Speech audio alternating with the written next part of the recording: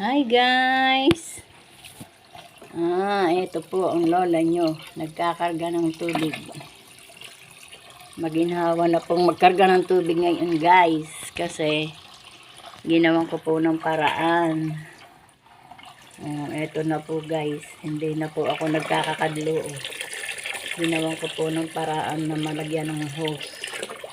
Na maliit. Hindi na po napapagod ang lola nyo na nagkakakadlo. Kadlo ng kadlo.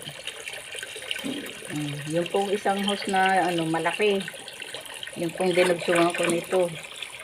Ay, ang ginawa ko, nilagyan ko po ng parang imbudo ba. Tapos tinalian ko nilagyan ko ng plastic. Tapos nilagyan ko ng goma.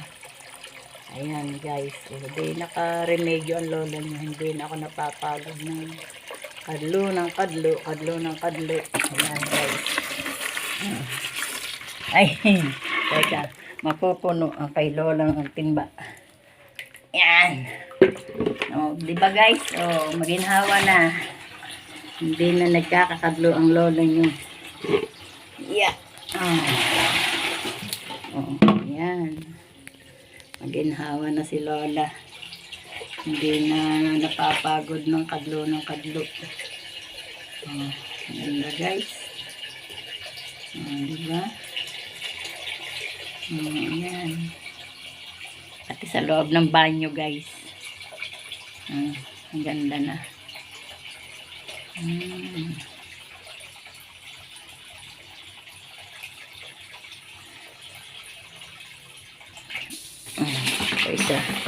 Isang timba. Ayan.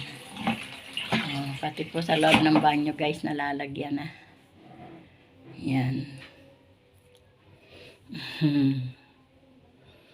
May salamin guys. Yung pupulaan ng aming CR kasi hindi tiles ang aming CR guys. Kaya maingay. Huwag kayo maingay guys. Hindi pa po tiles ang aming CR. Wala pa pong pampatiles guys.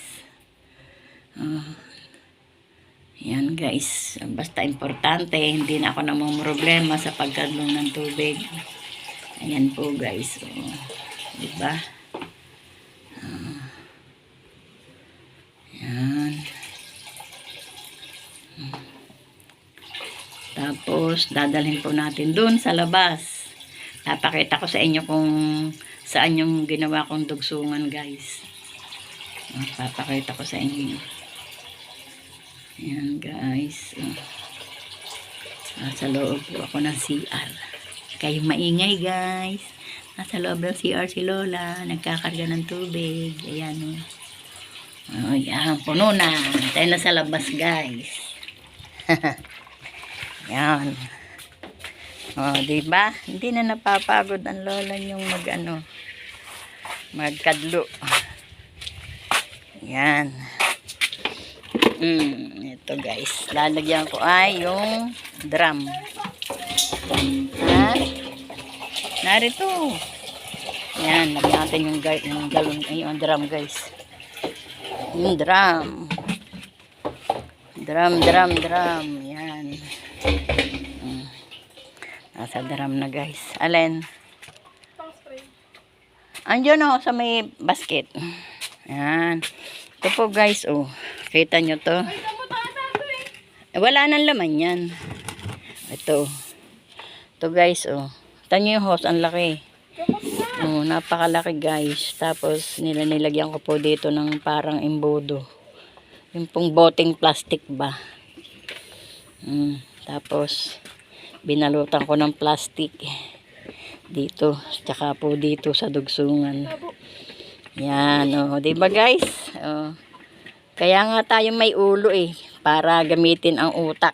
Yan. Hindi yung utak utak ang sabi niya, utak ipis. Diba guys? Galing ng ideya ni lola. Nagawa ng paraan. Hindi na napapagod ang lola niyong nagkakadlo. Yan. Lagay na lang ng lagay ng hose sa mga timba. Timba. Sa batya. Ayan guys. Diba? Baho ng gamot. Abay, siyempre, gamot yun eh. Bye-bye guys. Bye-bye, bye-bye.